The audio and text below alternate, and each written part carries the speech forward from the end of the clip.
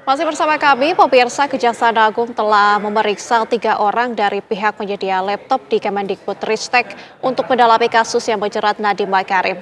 Sebelumnya, mantan Mendikbudristek Nadiem Makarim telah ditetapkan sebagai tersangka beserta 4 orang lainnya dalam kasus penyediaan laptop di Kemendikbudristek yang merugikan negara hingga mencapai 1,9 triliun rupiah.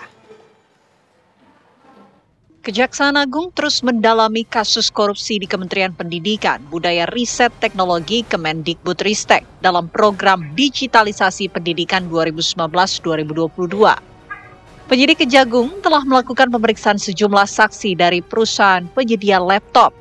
Ada 3 orang saksi yang telah diperiksa dalam kasus yang menjerat mantan Mendikbudristek Nadiem Anwar Makarim. Saudara Nadiem tetap tersangka dan sudah dilakukan penahanan oleh penyidik.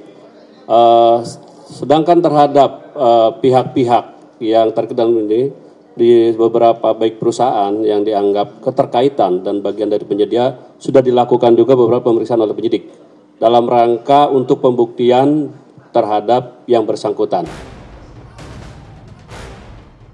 Sebelumnya, Kejagung telah menetapkan Nadiem sebagai tersangka kasus korupsi pengadaan laptop di Kemendikbudristek pada awal September.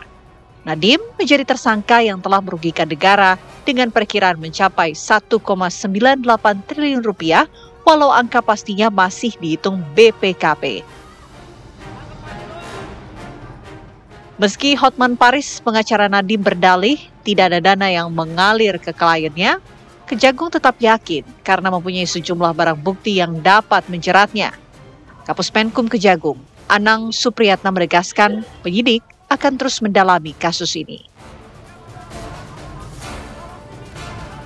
Perbuatan tindak pidana korupsi tidak hanya terbatas kepada memperkaya diri sendiri, tapi memperkaya orang lain juga kan unsurnya sudah jelas di situ. Yang jelas saat ini penyidik tetap melakukan pendalaman bagaimana mengungkap fakta-fakta hukum yang nantinya akan berkembang, apakah nanti ada pihak terlibat yang lain, nanti kita lihat aja. Sementara untuk saat ini Chromebook hanya 5 tersangka, termasuk yang saudara NS itu.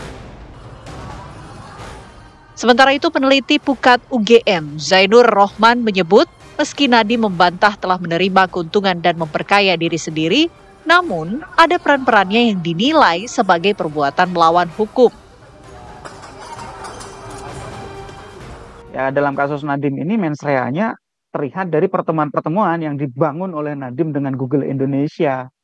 Yang kedua, membuat arahan pada anak buahnya langsung to the point untuk menggunakan Chromebook dibandingkan menggunakan yang lain. Padahal kan di dalam sistem pemilihan itu seharusnya didahului dengan satu kajian, kajiannya kemudian sampai kepada kesimpulan. Tetapi bahkan sebelum kajian itu sampai kepada kesimpulan, Nadiem sudah mengarahkan agar Chromebook itulah yang dipilih dan digunakan untuk sekolah seluruh Indonesia.